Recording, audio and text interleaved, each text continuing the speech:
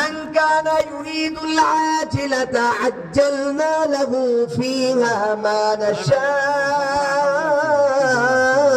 لمن نريد ثم جعلنا له جهنم يصلاها مذموما مدحورا রব বলেন তুমি দুনিয়া চাইতে পারো, আমার কাছে অসুবিধা নাই, কিন্তু তোমার চাহিদা অনুযায়ী দুনিয়া পাইতে না।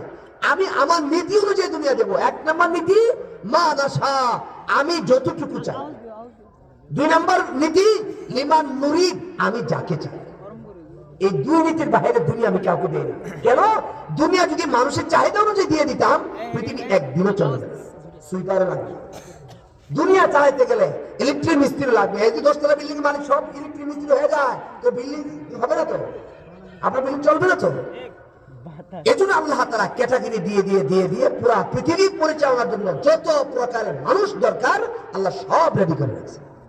তার জন্য আমার আপনার জন্য, আমার আপনার জন্য সব রেডি করে রেখেছে।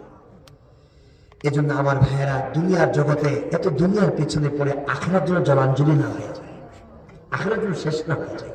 আল্লাহর ওয়াদা, দুনিয়া আমি দেব।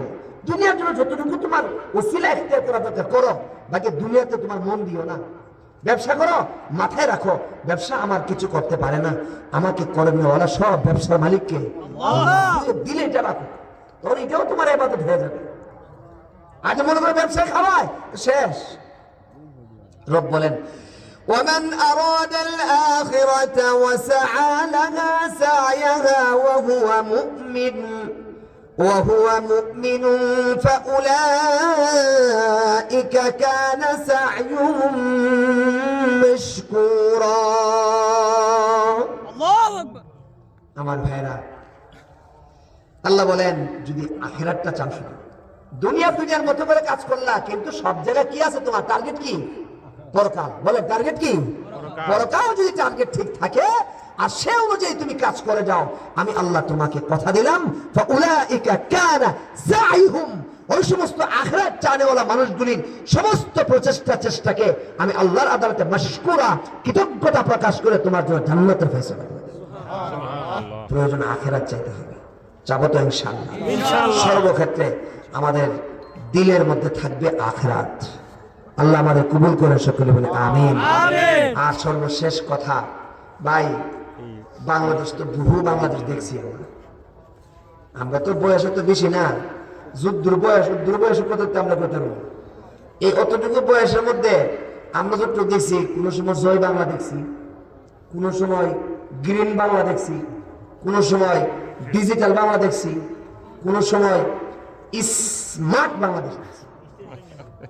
স্মার্ট এজন্য কইছি, একটু দেখা করে কইছি। স্মার্ট কত ভেঙে যাবে না, এটা তো ভাঙতো না। স্মার্ট বাংলাদেশ দেখছি, কত বাংলাদেশ দেখছি ভাই। একটা বাংলাদেশ বাকি আছে, কোনটা? এটা ইসলামের বাংলাদেশ। আগামী বাংলাদেশ যেন ইসলামের বাংলাদেশ হয়, এই সুযোগ আর পাবেন না।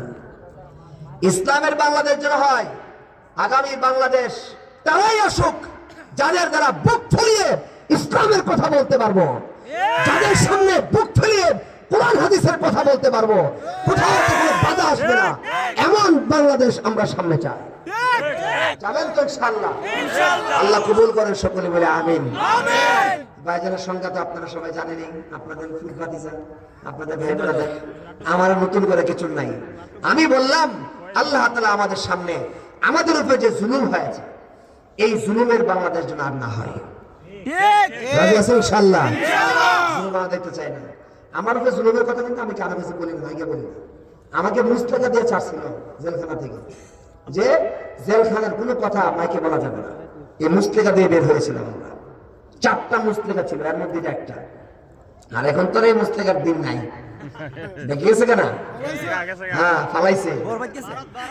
আমার ভাইয়েরা, আমাদের রাজনৈতিক মতাদর্শ ভিন্ন জিনিস।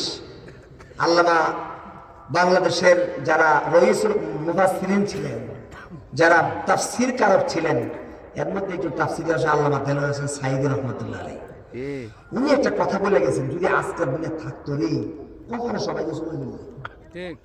যে উনি একটা ভবিষ্যৎবাণী করছিলেন যে এই 12 কোটি মানুষ যদি বাংলাদেশে নাড়া মারে মানুষরা দিল্লি যাবে এই কথাটা এমন ভাবে ফুলে গেছে আল্লাহু আকবার ঠিক না একবারে ইমিগ্রেশন লাগে না ফাস্টফুড লাগছে না ইমিগ্রেশন নাই ফাস্টফুডও নাই টিকিটও নাই বিনা বিষয় আমাদের করতাম কত ভালো হইতো আমরা তো এয়ারপোর্টে গেলে কত চিন্তা হ্যাঁ এয়ারপোর্টে আমি আমার জীবনে প্রথমে হজে যাই তখন 2013 আমার বয়স তখন 29 বা 28 আমার তো আটকে দিছে আমি বলে গিয়ে আইতাম